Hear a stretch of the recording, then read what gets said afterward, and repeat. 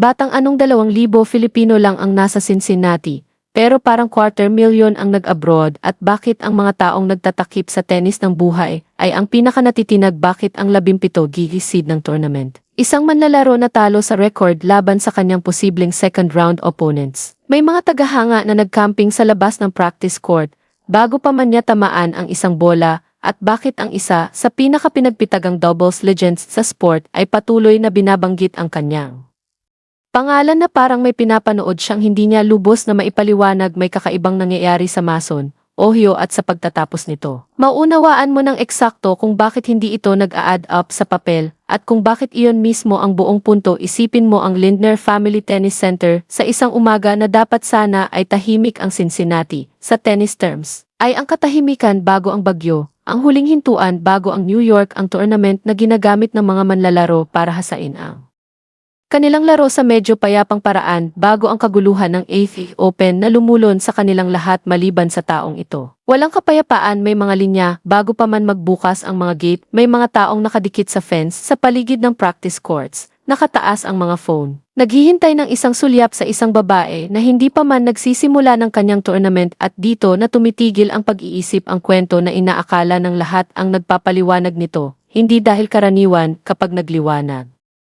Ang isang event ng ganito, may simpleng dahilan, isang malaking local community, isang bansa na may napakalaking diaspora sa eksaktong lungsod na iyon, na pumupunta para suportahan ang isa sa kanilang sarili sa paraang palaging ginagawa sa sports, mga watawat, sigaw. Ang karangalan na makita ang isang taong kahawig mo o kapareho ng iyong ugat na nakikipagkumpetensya sa malaking stage. Toronto, mayroon yan. Ang Toronto ay tahanan ng mahigit 270,000 Filipino, isa sa pinakamalaking komunidad ng Filipino sa labas ng Pilipinas at nang naglaro si Alex doon. Lubos na makatuwiran na ang arena ay parang home game, ngunit ang Cincinnati ay walang ganoong built-in army. Ang populasyon ng Filipino dito ay nasa pagitan ng 1,500 hanggang 2,000 lang. Gawin mo ang math sa agwat na iyon. Ang komunidad ng Toronto ay humigit kumulang 250 beses na mas malaki at gayunpaman ang enerhiya.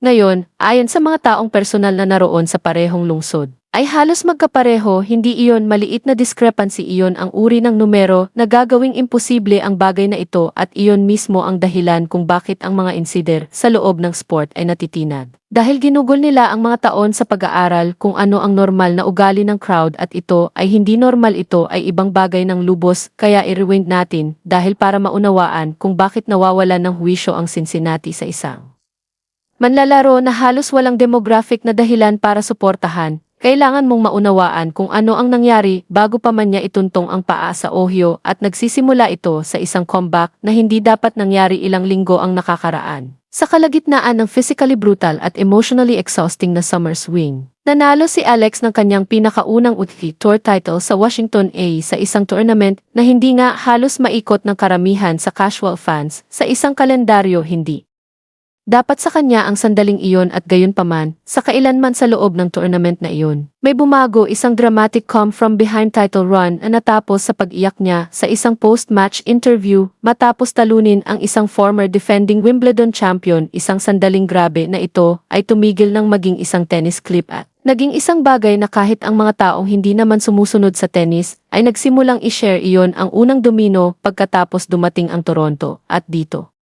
nagsisimulang maramdaman na hindi ito ang isang racing player na may magandang buwan, kundi ang simula ng isang penomeno na hindi pa lubos na na-detect ng lahat. Nakarating siya sa 4th round ng National Bank Open. At ang ugali ng crowd doon ay naging matindi na. Si Alex mismo ay nagpunta sa Instagram matapos at inilarawan ang feeling na parang nasa loob siya ng isang barangay. Ang Filipino word para sa neighborhood, inihambing niya ang ingay at kaguluhan sa loob ng 12,500 seat arena sa electric pack Givite atmosphere ng isang community basketball league final. Isipin mo ang bigat ng paghahambing na iyon. Hindi niya inilalarawan ang isang pulit supportive tennis crowd na umuapaw sa pagitan ng mga point. Inilalarawan niya ang isang bagay na mas malapit sa hometown celebration na inilipat sa isang bansang libu-libong milya ang layo mula sa kung saan siya lumaki.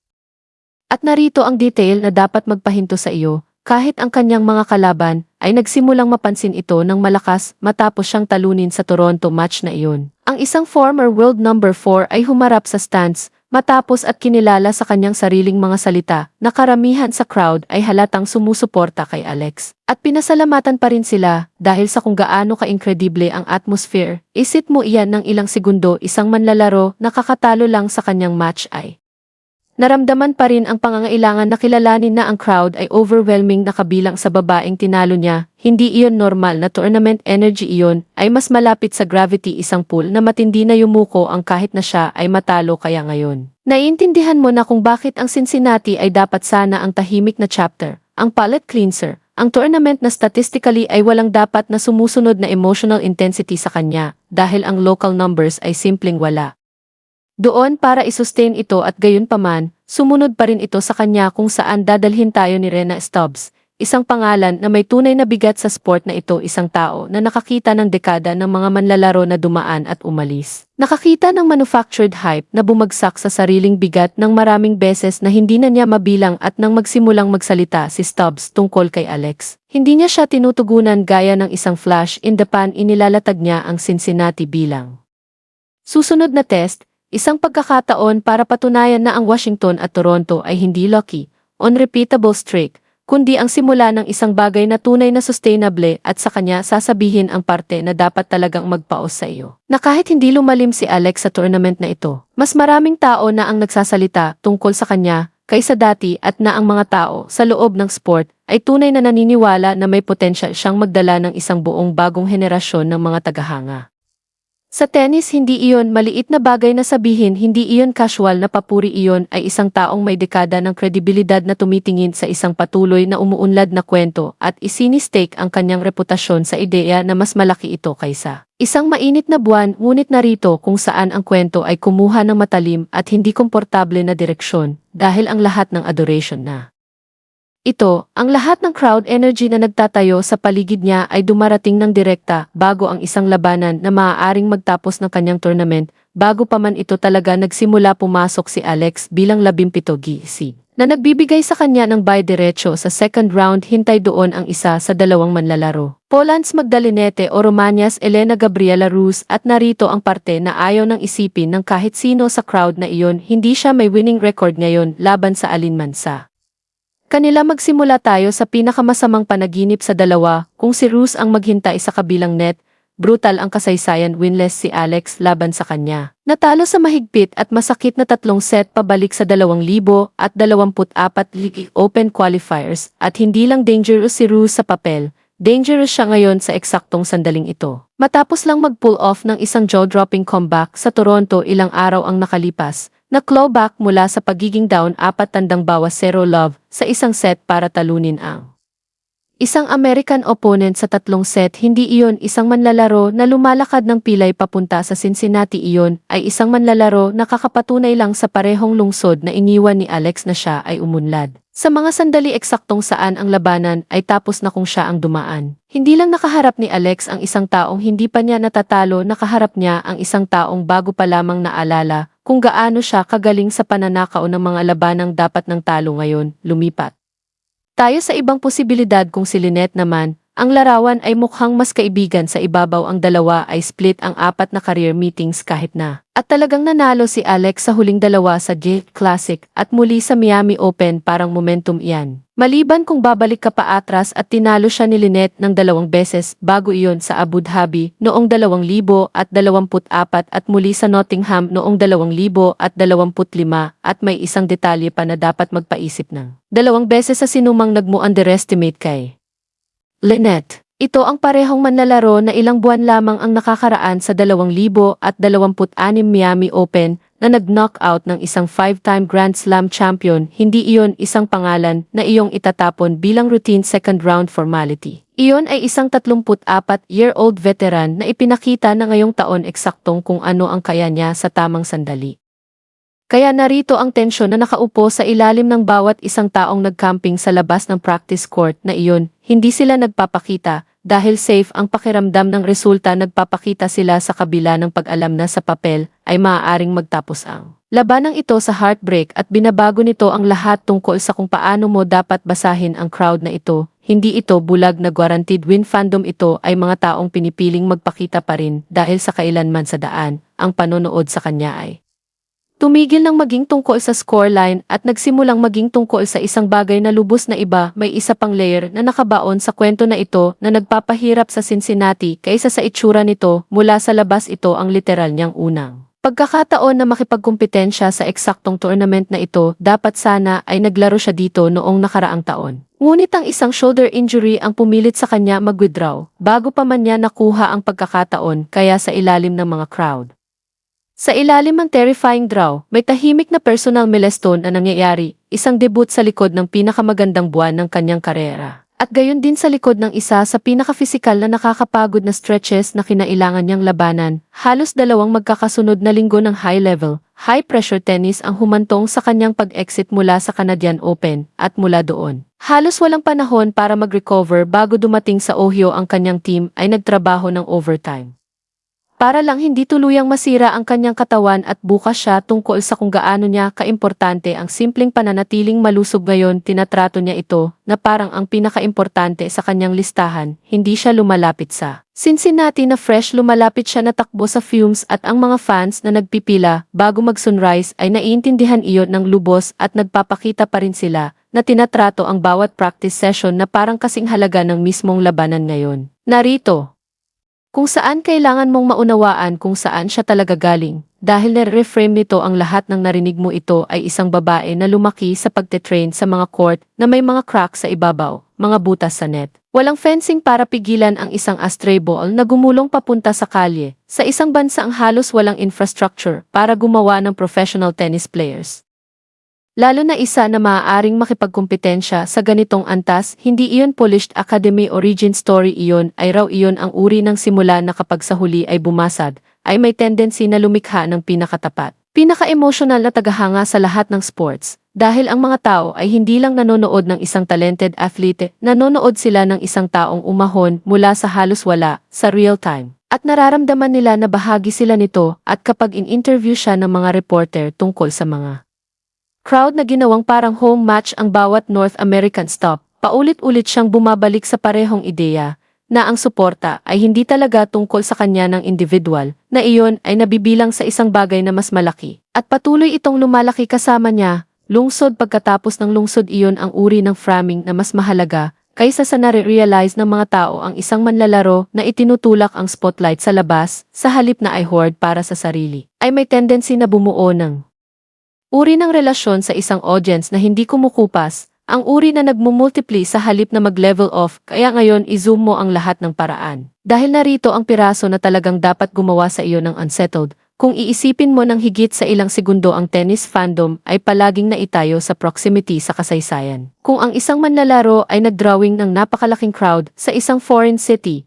dahil ang lungsod na iyon ay may malaking populasyon mula sa home country ng manlalaro, mga dekada ng infrastructure, local federations na nagbebenta ng tickets ng partikular sa komunidad na iyon, mga henerasyon ng pamilya na nagpapakita bawat taon dahil iyon lang ang ginagawa ng kanilang komunidad. Walang ganoon si Alex sa Cincinnati. Wala siyang dekada ng built-in infrastructure, wala siyang buwan. Isang dakot na buwan lang ng results, isang viral, tearful interview, isang dramatic comeback title, isang electric night sa Toronto, at sa kabilang banda, iyon lang ay sapat na para makabuo ng crowd na nagmimirror ng lungsod na may 250 beses na built-in fan. Base hindi iyon isang fan, base na minana niya, iyon ay isa na aktibong niyang binubuo sa real time, isang tournament sa isang pagkakataon. Sa harap ng lahat, at kung iniisip mo kung bakit mahalaga ang pagkakaibang iyon, narito ang community-driven support ay malakas, ngunit geographically limited. GIS definition.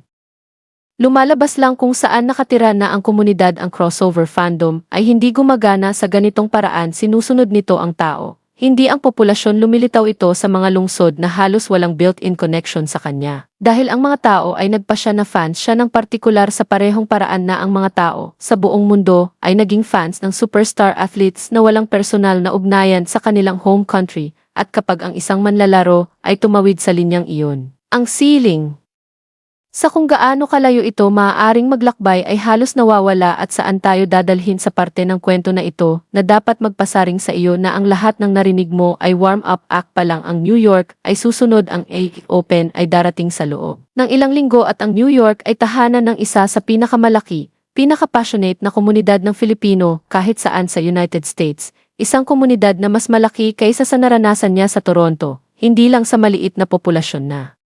Kasalukuyang nagpapaking sa Cincinnati kung ang isang lungsod na halos 2,000 Filipino lang ang nasa nito ay nakakagawaan na ng mga eksena na nagpapastunt sa tour veterans. Kailangan mong tanungin ang iyong sarili kung ano ang mangyayari nang lumakad siya sa court sa harap ng isang komunidad na hindi sinusukat sa libo-libo, kundi sa daan-daang libo, ganap na mobilized, ganap na may kamalayan sa eksaktong pinapanood nila. Maaaring hindi pa ang Cincinnati ang rurok ng kwento na ito, maaaring preview lang ito at may isang bagay pa na sulit na pag-isipan bago mag-play out ang lahat ng ito. Ang crowd energy ay hindi lang emotional noise. Ang mga manlalaro ay palaging nagsasalita tungkol sa kung paano ang isang supportive crowd ay maaaring magpalitaw ng aktwal na irrikidef ng isang tight match, kung paano ito ay maaaring magbigay sa iyo ng extra half second ng paniniwala sa isang breakpoint, kung paano ito ay maaaring magdala sa iyo sa isang pagod na third set kapag ang iyong mga binti ay sumisigaw sa iyo na huminto. Ipinakita na niya sa season na ito sa gutting comeback win laban sa isang top American opponent sa Washington na mayroon siyang kakayahang mahanap ang kanyang pinakamagandang tennis eksaktong kapag ang sandali ang humingi nito. Kaya nang lumakad siya laban kay Rus Olinete, alinmang pangalan ang tumayo sa kabilang net, hindi lang siya nakaharap sa isang dangerous at well-prepared na kalaban. Lalakad siya sa isang stadium na puno ng mga tao na walang demographic reason na nandoon sa ganitong numero at nagpakita pa rin. Ganap na may kamalayan kung gaano kahirap ang labanang ito. Iyon ang tunay na kwento na nakaupo sa ilalim ng sorpresa. Hindi naman talaga ito tungkol sa Cincinnati o Toronto bago nito o Washington bago niyon. Ito ay tungkol sa isang babae na nag-train sa crack courts na walang fencing, na umiyak sa kamera matapos talunin ang isang Wimbledon champion, na ginawang isang summer ang isang alon na patuloy na umuusad. Gaano man kasukat ang local welcoming committee na dapat nandoon karaniwan, ang uri ng crossover appeal na ito ay tumatagal ng taon para mabuild. Kung minsan ay buong career, binuo niya ang maagang bersyon nito sa isang solong relentless summer, kaya anuman ang mangyari kapag ang draw ay naging final, kung sino man ang lumakad sa court na iyon para harapin siya, tandaan mo ito. Ang crowd ay hindi nandoon dahil safe ang pakiramdam ng outcome. Nandoon sila dahil sa kailanman sa huling ilang buwan na walang isang dekada ng infrastructure sa likod niya. Ginawa ni Alex ang kanyang sarili bilang ang uri ng manlalaro na ang mga tao ay simpleng pinipiling sundan lungsod pagkatapos ng lungsod, labanan pagkatapos ng labanan. Mayroon man o wala niyang kasama mula sa bahay na bumabati sa kanya, at kung ang Cincinnati talaga ay preview lang, ang New York ay tungkol na malalaman ng eksakto kung gaano